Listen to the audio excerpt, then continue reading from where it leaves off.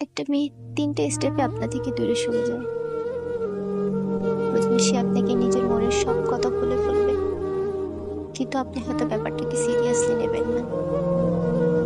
তারপর সে অল্পতেই ইমোশনাল হয়ে যাবে, অভিমান করবে। এবারও হয়তো আপনি ব্যাপারটা পাত্তা দিলেন না। তারপরের স্টেপটা খুবই ভয়ানক। সে আপনার প্রতি অল্পতেই বিরক্ত হবে।